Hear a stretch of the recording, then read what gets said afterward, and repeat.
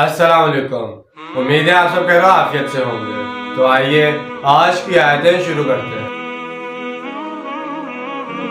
بسم اللہ الرحمن الرحیم۔ لا يحب اللہ الجہر بالسوء من القول الا من ظلم وکان اللہ سمیعا علیما۔ شروع اللہ کے نام سے جو بڑا مہربان نہایت رحم کرنے والا ہے۔ اللہ کو بالکل پسند نہیں ہے کہ کسی بری بات کو بلند آواز سے کہا جائے سوائے اس کے جس پر ظلم ہوا ہے، اور اللہ سننے والا اور جاننے والا ہے۔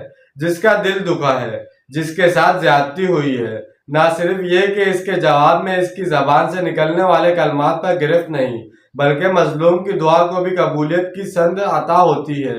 کسی فارسی شاعر نے اس مضمون کو اس طرح ادا کیا ہے کہ مظلوم کی آہوں سے ڈرو کہ اس کی زبان سے نکلنے والی فریاد ایسی دعا بن جاتی ہے جس کی قبولیت خود اللہ کی طرف سے اس کا استقبال کرنے کے لیے عرش سے آتی ہے۔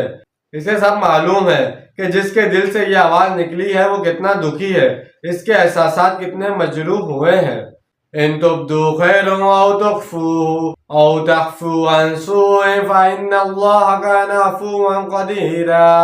اگر تم بھلائی کو ظاہر کرو یا اسے چھپاؤ یا تم برائی کو معاف کر دیا کرو تو یقینا اللہ بھی معاف فرمانے والا قدرت رکھنے والا ہے۔ جہاں تک تو خیر کا معاملہ ہے تم اسے بلند آواز سے کہو، ظاہر کرو یا چھپاؤ برابر کی بات ہے۔ اللہ تعالیٰ کے لیے خیر تو ہر حال میں خیر ہی ہے، عیاں ہو یا خفیہ۔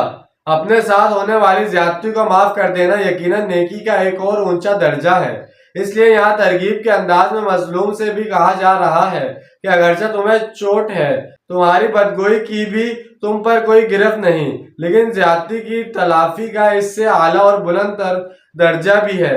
تم اس بلند درجے کو حاصل کیوں نہیں کرتے؟ وہ یہ کہ تم اپنے ساتھ ہونے والی زیادتی کو معاف کر دو۔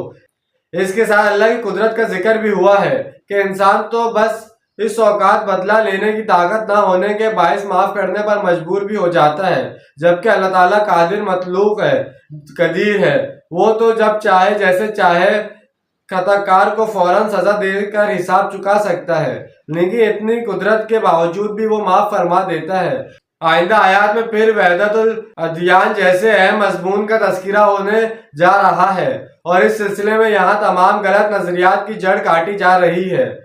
اس سے پہلے بھی یہ بات زہر بحث آ چکی ہے کہ فلسفہ وحدت ادیان کا ایک حصہ صحیح ہے، وہ یہ کہ اصل اوریجن سب ادیان کی ایک ہے، لیکن اگر کوئی یہ کہے کہ مختلف ادیان کی موجودہ شکلوں میں بھی یک رنگی اور ہم آہنگی ہے تو اس سے بڑی حماقت، جہالت، ضلالت اور گمراہی کوئی نہیں۔ یہاں پر اب کانٹے کی بات بتائی جا رہی ہے۔ دین میں جس چیز کی وجہ سے بنیادی خرابی پیدا ہوتی ہے وہ اصل میں کیا ہے؟ وہ غلطی ہے، خرابی ہے۔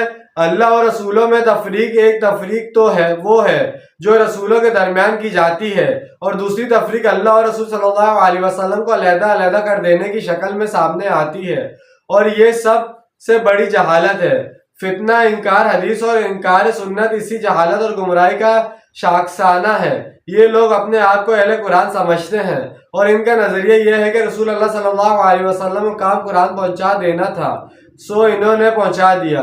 اب اصل معاملہ ہمارے اور اللہ کے درمیان ہے۔ اللہ کی کتاب عربی زبان میں ہے، ہم اس کو خود سمجھیں گے اور اس پر عمل کریں گے۔ رسول اللہ صلی اللہ علیہ وسلم نے اپنے زمانے میں مسلمانوں کو جو اس کی تشریح سمجھائی تھی اور اس زمانے کے لوگوں نے اسے قبول کیا تھا، وہ اس زمانے کے لیے تھی۔ گویا رسول اللہ صلی اللہ علیہ وسلم کی تشریح کوئی دائمی چیز نہیں، دائمی شے صرف قرآن ہے۔ اس طرح انہوں نے اللہ اور رسول صلی اللہ علیہ وسلم کو جدا کر دیا۔